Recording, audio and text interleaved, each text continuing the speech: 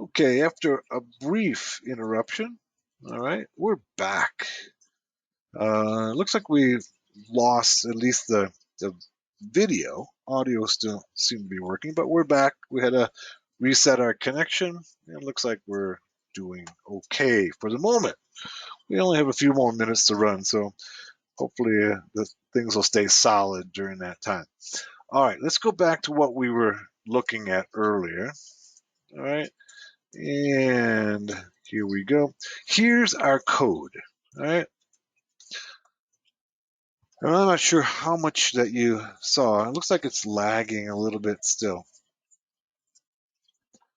I've got the Python script on the screen, and I'm not seeing it on my little thumbnail here. I'll give it a moment.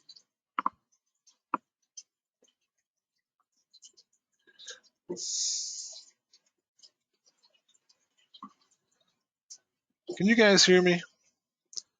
Things seem to be frozen on my end. Can you hear me?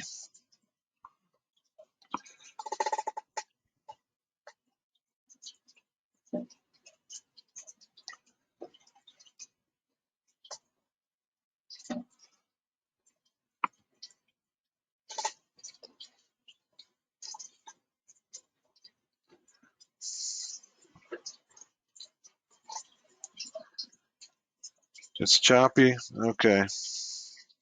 Let's give it a moment to restore, resume. Okay. The audio connection tells me the audio connection has been restored. Can you hear me now? You lost me. Hello?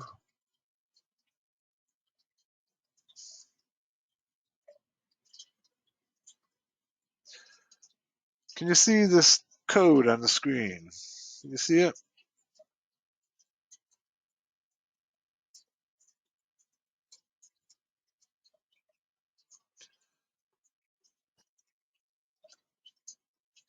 We still have somebody else coming in.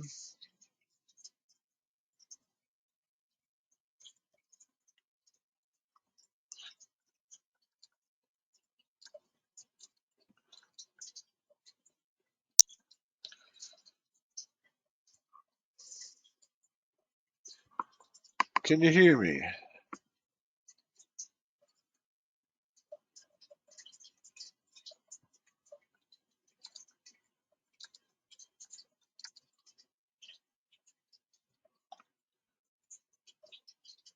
All right. Somebody new came in and said you can hear me. They can see my screen.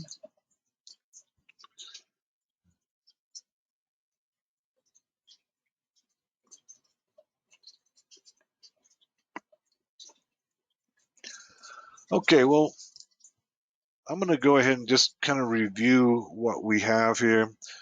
So here's our TCP listener. This is an attempt to make something very similar to the POF tool by Michael Zalewski. Okay, all good. Okay, tools arrive now. I demonstrated the POF tool, what it does, and we can create something almost as powerful. Okay, and here we just imported the socket, the IP address, the port, the buffer size. Okay, and then we just created a while loop that waited and listened, okay, for the data to come in and then printed the data. All right, we saw that, and then close the connection if it drops out. Let's go ahead and try the same thing with a different data. Okay, we've gone ahead over here and we've got our TCP listener running. Okay, I see that the screen is still lagging a little bit. There it is. I've got it running. And now we're going to try to use Nmap to connect to see what it grabs. Okay, and let's go to our 2021 right here.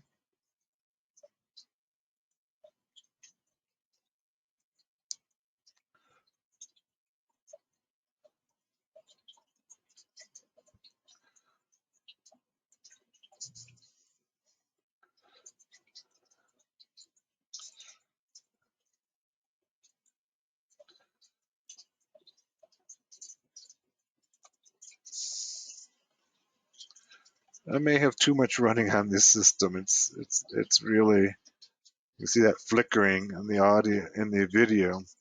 That's usually a sign that it's we're pushing this system pretty hard. All right. Okay. I'm going to go ahead and nmap to that machine. Sudo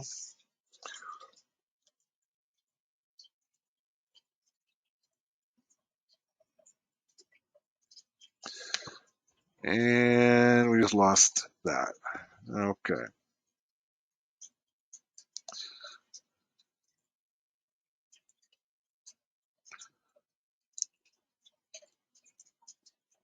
What I'm trying to do is send different data to our TCP listener and see what it picks up. Okay, that's what I'm attempting to do here. All right, let's go ahead and see if I can't. I got our listener open. I'm having problems with 2021.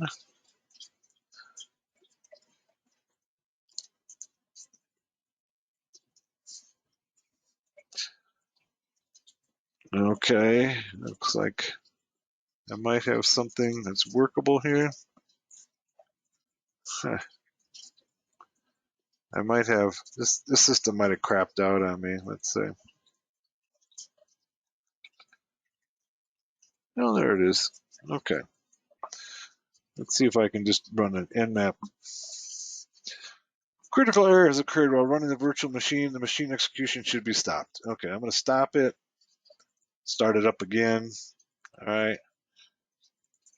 And see if we can't.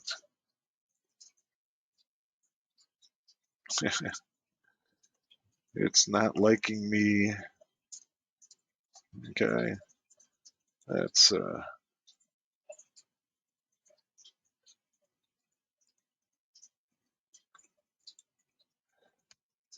virtual box is crapping out on me.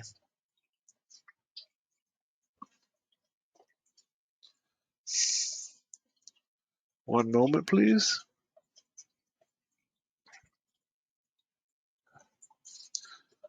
Critical error has occurred. I may be losing all of my virtual machines, unfortunately. Looks like I did. All right, I'm going to try again, start them up.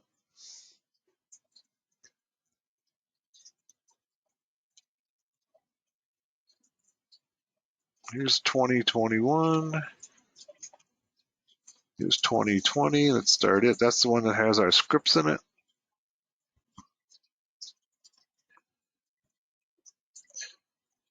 These are one of the issues with Oracle VirtualBox. There's a number of them. And Oracle is giving us this tool for, and it does have some bugs in it. I actually prefer VMware. All right, let's go back here. And did we lose all of our scripts? We might have.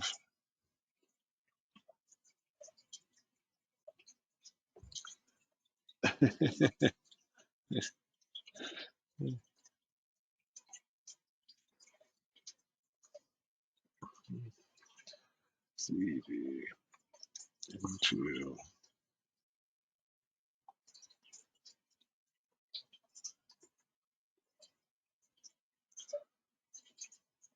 Hmm.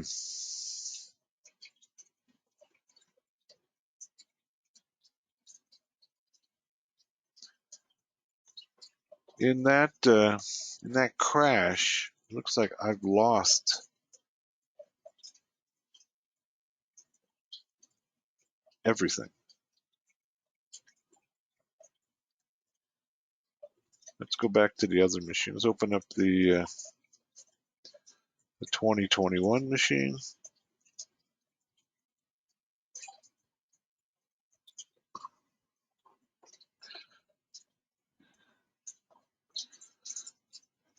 Looks like in the crash, I've lost not only what I was working on, but also some recent stuff. Let's see if we can get everything up and running again. It's a short script. We could rewrite it again.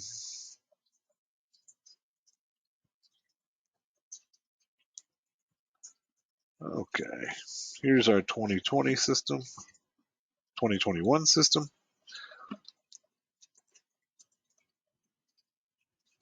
All right, let's go to our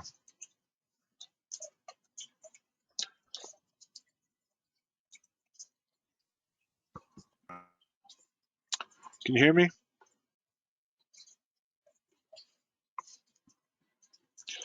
Let's see what we have here. Let's see, go back to our mouse pad. That's open. Wow, I've lost everything. It crashed and deleted all of my data. Okay, we'll write it again. All right, shouldn't take very long. All right, we'll be quick.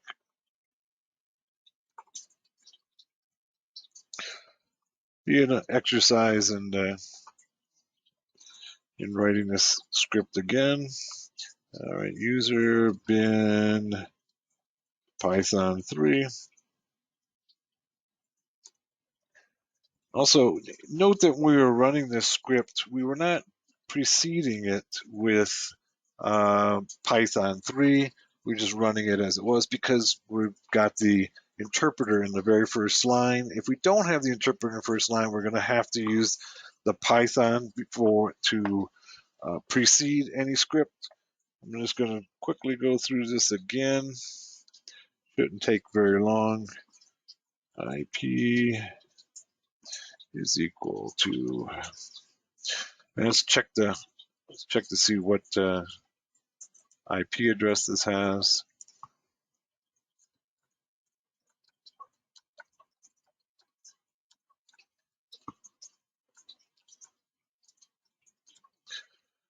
Okay, changed IP addresses. So that's a good thing I checked. 192, 168, 104. And we'll go TCP port.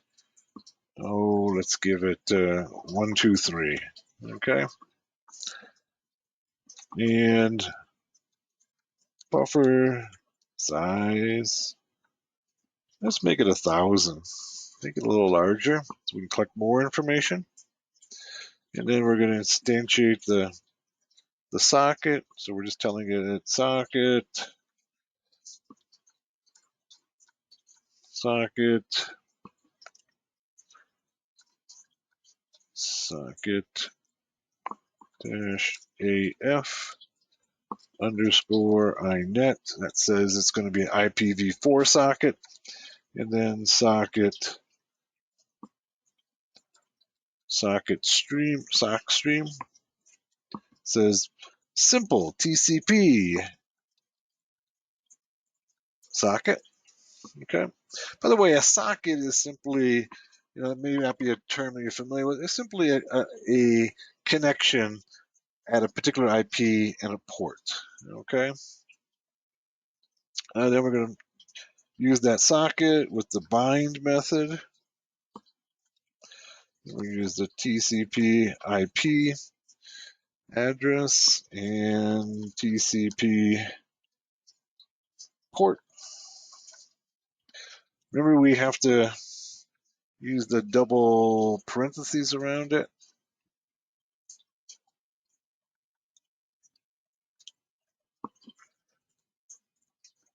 And then we're using the socket with the listen method.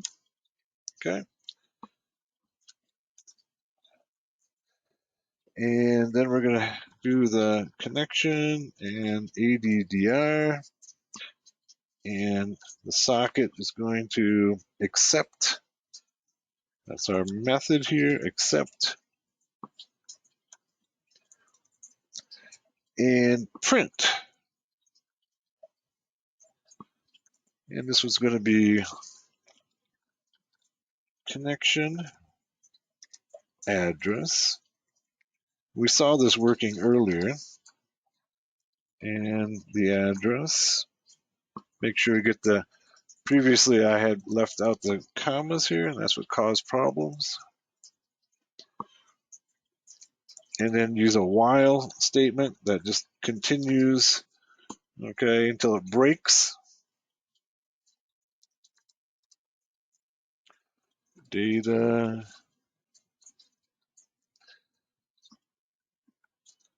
connect. We're going to use the receive method, and we're going to receive up to the buffer size.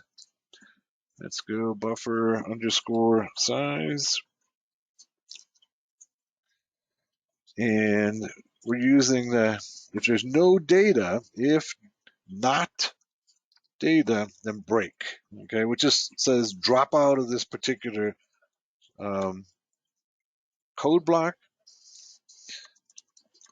and then print.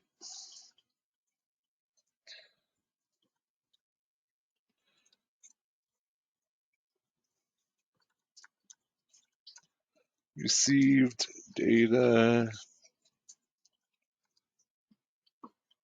Use the comma and then the data. And then finally, we're going to send back to the sender, okay, the data that we've collected on them.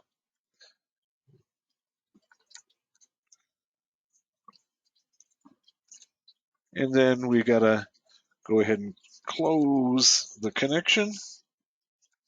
All right, let's go ahead and save this.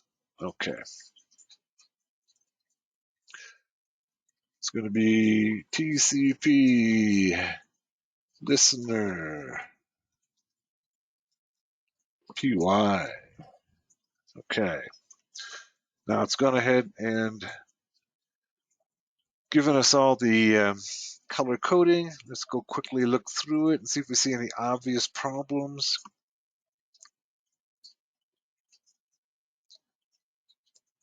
Looks good to me. Let's go ahead and try running it. Now we're going to go ahead and give ourselves permission to use it. 755, and it's going to be TCP listener.py. Okay. No such file. No such file or directory. What did I do? Oh, no underscore. Did I put a dot in there? Okay. That's why. There we go. Now let's go ahead and run it. Okay. Notice that I'm not using the Python 3 before it.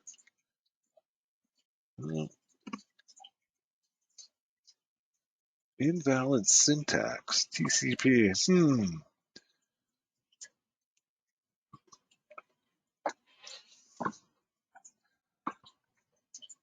We didn't get that. I am going to use Python now before it. Python 3. Still doesn't like that. All right, let's go back and take a look at it. It worked earlier.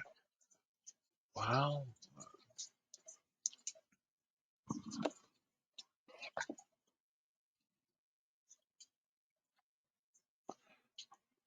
Oh, I missed the semicolon or the colon right there. All right, that's the problem. Okay. And let's go ahead and save it. And then let's try running it again without the Python 3 because we've defined the interpreter in the code itself. Permission denied. Okay, let's go ahead and give it a sudo. Remember we had that problem before. We can't open up a listener without having root privileges. There we go. Okay. All right. Now let's go over to our other machine and send let's make a connection to it. All right. As a matter of fact, let's, rather than using Nmap, let's go use TCP, the netcat. Make a TCP connection via netcat and see what it does. All right, let's see. Here's our 2021 system. All right. So now what we're going to do is we're going to go, let's make sure we can ping that system. Oops. Go ping 192.168.100. Is it 4? Yeah. Yep. Okay. Good. We can connect to it. Let's go netcat and go 192.168.104 on port 55. I think that's what we put it on, didn't we? Let's go back and check.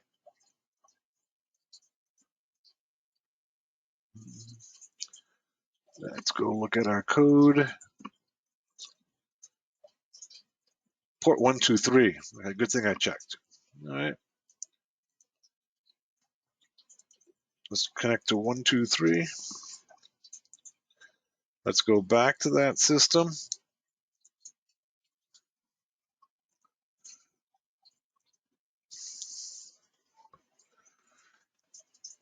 And it's gone ahead.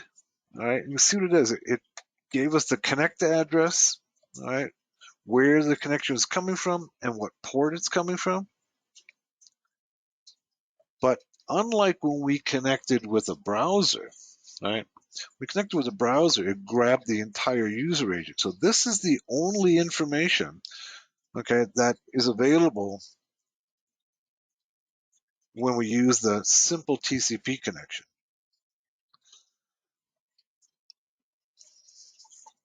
Let's stop that. Let's go back to our code.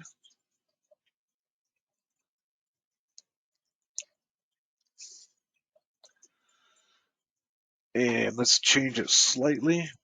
Let's have it connect on port 50. Let's have it connect on port 80. All right. And list it on port 80. Let's go ahead and save it.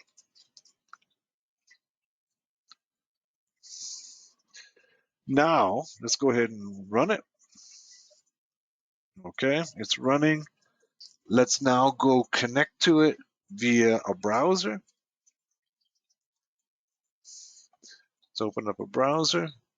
And because it's on port 80, we shouldn't have to define the port.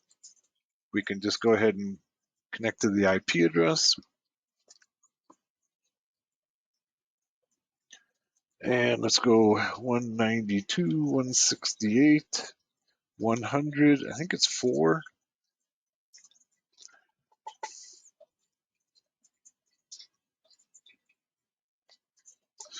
It's trying to connect. And let's go back over to our other system with the listener on it. And there it is. Okay, so here's the here's the connect address. Remember, that's a print statement right here. Here's our print statement, connect address, and then the address. All right, there it is. All the information's coming in. And then the received data. All right, we'll go back to our received data, and it's the data here that's been collected right here from the connection in the buffer up to 1,000 bytes. And this is the entire user agent that browser has displayed to the listener. So with this information, we can go ahead and as Michael Zalewski does in his POF, we can discern, well, you can see it right here, is the Linux x86. Discern the browser. Okay, you can see there's the user agent right there. We're getting more information. All right, it's coming in. It's still listening because remember, this is going to take up to 1,000 bytes. Okay, so it's still listening, getting more. information tells us it's a Linux system, Firefox, and we can discern from this information not only the operating system, but if you really if you gather a lot of this data on the user agent, you can do a lot to determine who the actual machine and person is behind it. Okay, there's these user agents differ significantly from user to user. So that's it for our listener. What I'd like you to do for tomorrow's class is I'd like you to go ahead and download and install PyCharm. Okay, PyCharm is going to make our life a lot simpler when we get into more complex code. So let me show you where that's at. Let's go open up a browser. There's a community edition to PyCharm. There's a professional edition and a user community edition. I'd like you to go ahead and install it. I'm not going to install it while we're in class because it'll tend to uh, interrupt our connection here. Go ahead and install PyCharm. It's designed specifically for Python. It's probably the best IDE for Python, and we'll be using that in tomorrow's class. So we're advancing to the point where we need an IDE. If you do more and more advanced Python, the more you're going to need an IDE like this that's going to do some debugging and syntax checking, as well as simple things like making sure that your code is aligned. So let's call it good for day 2, and hopefully I'll see you all tomorrow in day 3. Steve asked, can you install via apt-get? I do not believe so, Steve. I'm pretty sure you cannot. Okay, but you maybe try it first. But I'm pretty sure that it's you're going to have to go to their site because they, it's not a Kali tool, right? It's a separate tool, so you're going to have to go ahead and download it. Let's see here. Go download PyCharm. It's a Java application, so you can run it in your Windows system or in your Linux system. It does take a little while to download. Yeah, somebody came in and said it's not possible via apps. I didn't think so. But here's where it's at. Go ahead and download it for tomorrow's class, and we'll be using it in tomorrow's class. It's an excellent tool. There's other Python IDEs. There's lots of them that are designed for multiple languages, but this one's specifically for Python, and it's really probably the best. But you're welcome to use any. I'm not getting any commissions on from PyCharm. It's a free tool, so I'm not going to get any commissions. But it's just the one that I like best. But you're welcome to use any. So have a good evening. Thanks for coming, and we'll see you hopefully all tomorrow. Okay, here's our PyCharm download. There's a community edition right here, and then there's a professional edition that we're going to be using the community edition. We'll see you tomorrow, same time, same place, for more Python Basics for Hackers. See you then.